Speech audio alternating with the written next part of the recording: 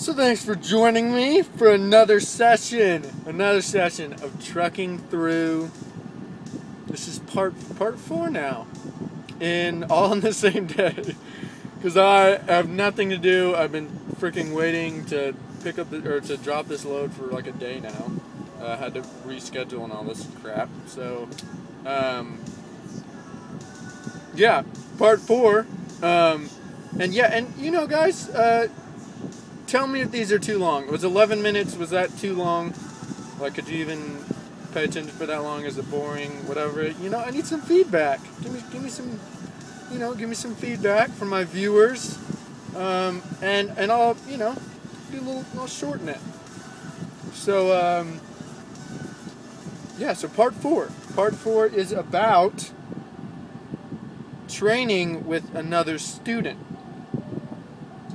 So, my student's name, I'm not going to say, but cool dude. He's from Baton Rouge, Louisiana.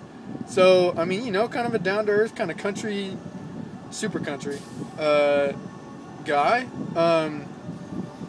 The process went like this. After my 5 weeks of over the road with a trainer, I went to what's called Orientation 2, and that was just like a week long of just a bunch of nonsense. Just a bunch of paperwork, and we had to like pass a few backing tests and another driving test and whatever. It was all a joke. So did all that, and then we went out on the road for 3 weeks with the student.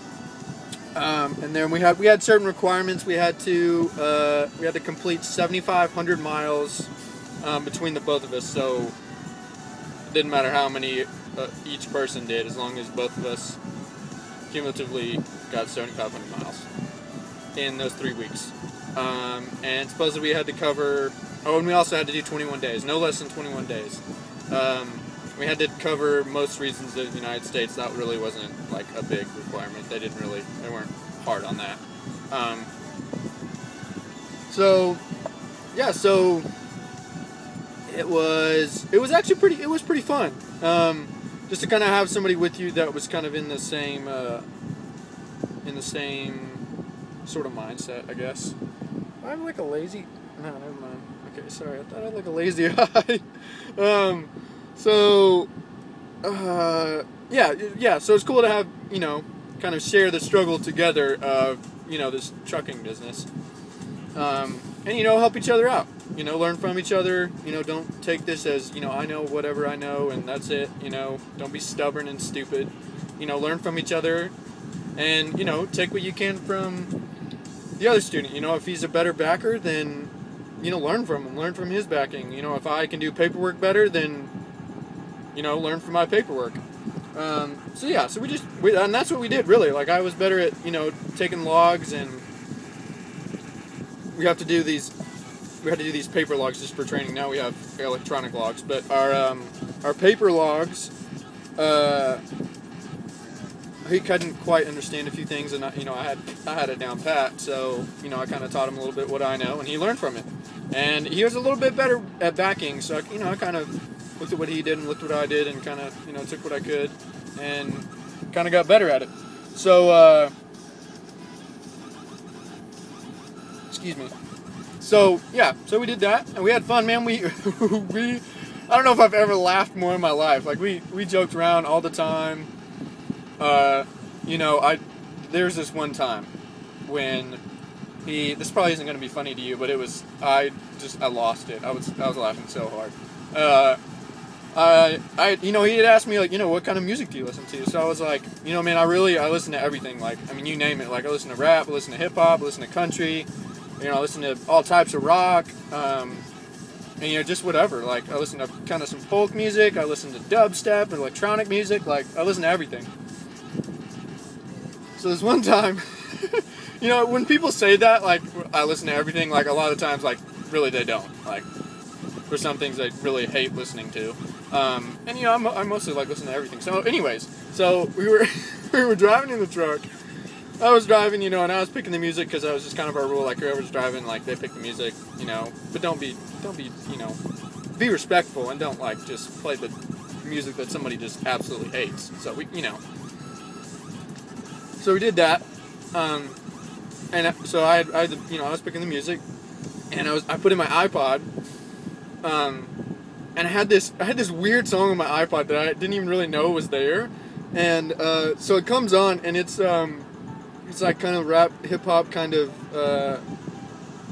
Jamaican, kind of, I don't know, kind of weird, and there's this one part of the song where it talks about putting like poop on the other person's face, and he gives me this look like, dude, what the heck do you listen to? And like I really didn't even know the song was. I heard it like once, I think, on my iPod. I really don't know why it was there. You can think I knew it was there, but I really didn't. And so he gives me this look like, dude, like, what do you listen to? This is ridiculous. And just the face he gave me right when he heard it, just kind of looked at me like, what? And I lost it. And I was like, dude, really, this isn't like, I don't know what this is, blah, blah, blah. But, I told you I listened to everything. And so, anyways, I probably laughed for a good 5 minutes. Like, literally 5. Like, I just could not stop laughing. And so he started laughing. Anyways, it was a good time. So we did that. It was a good learning experience. Just kind of get there on your own, like not have somebody that tells you what to do, like in every situation. We had to figure things out. Our Thermo King unit that refrigerates our trailer, it broke down. Like we had to go to a Thermo King, get that fixed. There's a few things that alarm codes that popped up on our dash that, I had no idea what was, because we don't really, as far as the mechanics of the truck, like we just go over the basics, like oil, coolant, just basic stuff. We're not mechanics. So alarm code came up on the deal. It was just like a symbol, like I don't really know how to explain the symbol, but I had no idea what it was, and I was like, oh F, like this isn't good. So we stopped and had to figure out, getting a hold of Stevens, like dispatch, is ridiculous. Like sometimes you have to wait an hour to talk on the phone with somebody, and sometimes you wait that hour, you talk on the phone, and they're like, oh, let me transfer you to this, and then you have to wait another 15-20 minutes, and then just a whole slew of people before you can actually get to who you need to talk to. So anyways, I'd waited like I think I waited like an hour and a half to talk to somebody, and I was like, screw this, I'm not gonna wait an hour and a half to talk to somebody so we can keep driving. Like, this is retarded. So I get on my iPhone and I look up the symbol, and bam, there it is, and it tells me, that we just need to keep driving, and it was the what's called the DEF, which is a fluid for our exhaust that kind of cleans our emissions, and the only way to take that alarm code off, to fix itself, was to keep driving. You have to drive over 40 miles an hour, and it just kind of fixes itself. And so that's something stupid that we had to figure out, but good thing we stopped, or we would have never known. I would have freaked out and been like, oh my god, like, is our truck gonna blow up, or whatever. So anyways, so I learned a lot. Like, I learned a bunch of different things that went wrong. So next time when that comes around, I'll be like, oh bam, I already know what that is. So really, it was a good time. We had fun, and we had our arguments, like anybody would. You live in the truck with this guy for 3 weeks, and you're with them 24/7, all day long. And so, you're gonna have arguments. It's not gonna be, peaches and pie, and it's just gonna be a wonderful time, So, so this one time, multiple times actually, I think 99% of the time I was right in every situation. He might have been right like once or twice. There was this one time, and I was like, bro, no, hang on. Yeah, so we were going to a fuel stop, and we have like a GPS on our deal that tells us, where to stop, whatever. And so it told us to take a left off the interstate, and so we took the left, and it wasn't there. It was a Love's truck stop, and it was a Flying J that was to the left. So we were both like, what the F? Like, why isn't it here? That's weird. So I looked it up on my Love's app, and it said it was actually to the right. And so, he was arguing with me. He was like, dude, it's not here. We'll just get fuel here at this Flying J. And that's one of the things you do not do. Like when dispatch tells you to stop somewhere, you stop there and only there. And if somehow it wasn't there, then you could call him. But I was like, dude, it's to the right, it's not to the left. And he was like, no, bro, it's not. It's just not here. Maybe this Flying J used to be a Love's. And I was like, bro, this app says it's to the right, so it's probably to the right. He's like, no, dude, I looked over to the right, there was nothing there, whatever.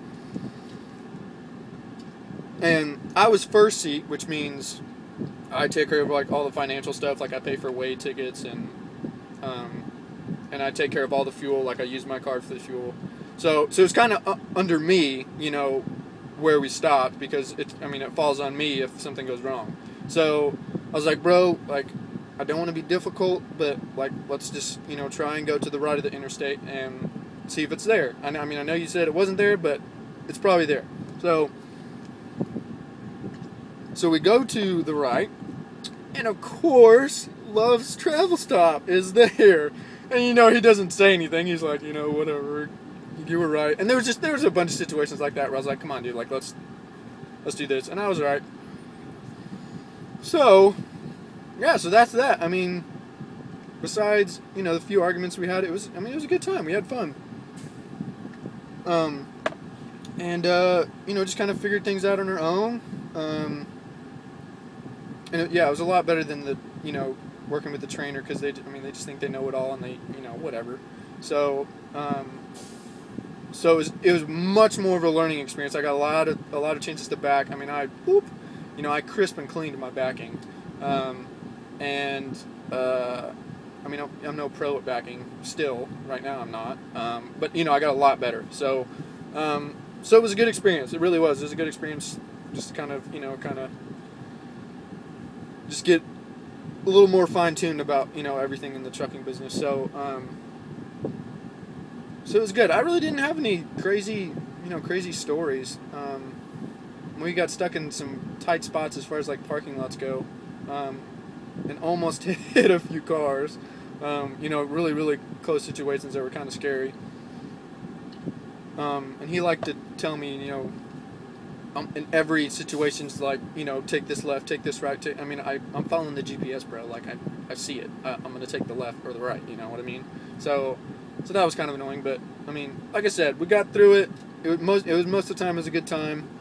And yeah. So that was the training, the trainee, or Dumb and Dumber as we like to call it, portion of the training. It was good. So that concludes.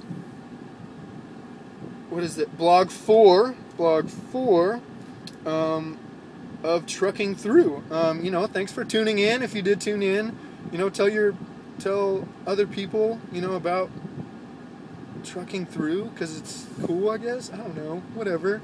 But if you're my friend, I know you, tune in if you want to tune in.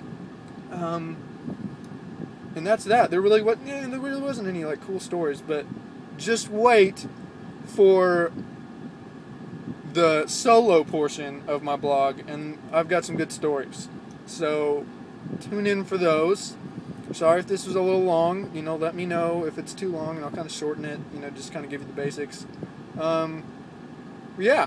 Thanks for tuning in, guys, and stay tuned in for the solo portion of my blog.